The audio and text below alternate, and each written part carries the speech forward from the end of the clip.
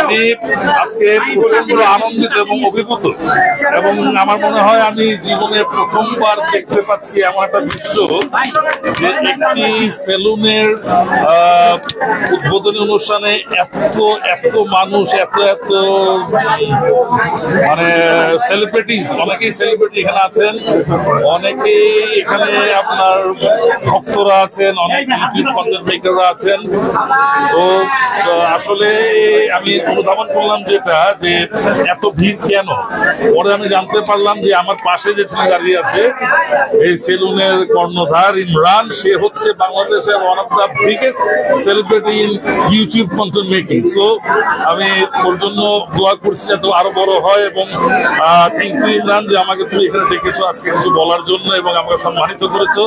ধন্যবাদ very much. আমি তোমার এই পৃথিবী যেভাবে এগিয়ে যাচ্ছে বাংলাদেশ, তার ধারাবাহিকতায় তুমি এমন একটি আধুনিক মানের সেলুন এখানে স্থাপন করেছো। আমি মনে করি এখান থেকে যারা আমাদের গ্রাহকবৃন্দ, যারা এখানে গেস্টরা আসবেন, তারা উন্নত মানের সুন্দর সেবা পাবেন এবং একটা মনোরম পরিবেশে তারা এখানে তাদের সেবা উপভোগ করবেন। তো সবাইকে এই সেলুনে আসার জন্য আহ্বান জানিয়ে এবং এই সেলুনের উত্তরোত্তর সাফল্য কামনা করে, উন্নতি কামনা করে আমি সবাইকে ধন্যবাদ জানাই, সবার সুস্বাস্থ্য কামনা করছি।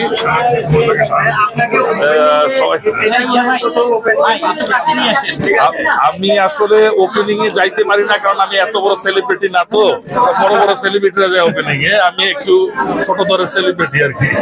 তো যাই হোক, আর আসলে আমার এখানে এরকম ভাবে কোনো অনুষ্ঠানে আসা হয় না, এসছি আমার একটু অন্যান্য ব্যস্ততা আছে যেটা আপনারা সবাই অনেকেই জানেন হয়তো।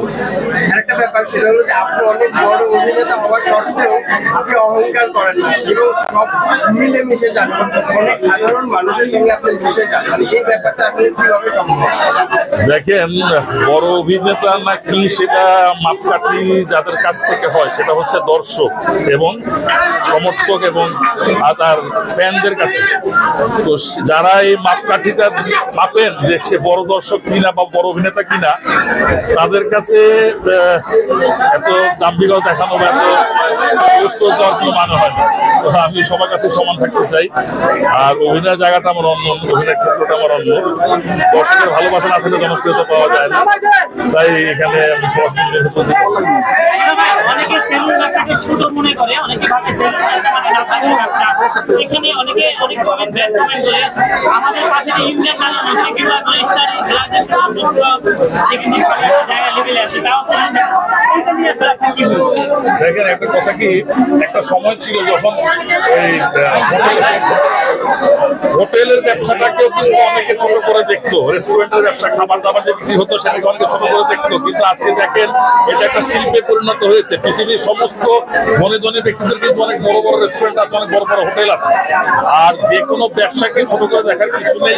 একটা প্রতিষ্ঠান যিনি দিয়েছেন, তিনি তার শ্রম দিয়ে, তার মেধা দিয়ে, তার অর্থ লগ্নি করে একটা প্রতিষ্ঠান দেয়, তো সেই প্রতিষ্ঠানটা মানসম্পন্ন হলে আমাদের মনে হয় আমাদের সবাইকেই সেটা সম্মান জানানো উচিত। এখানে ছোট করে দেখার কিছু নেই, কোনো অবকাশ।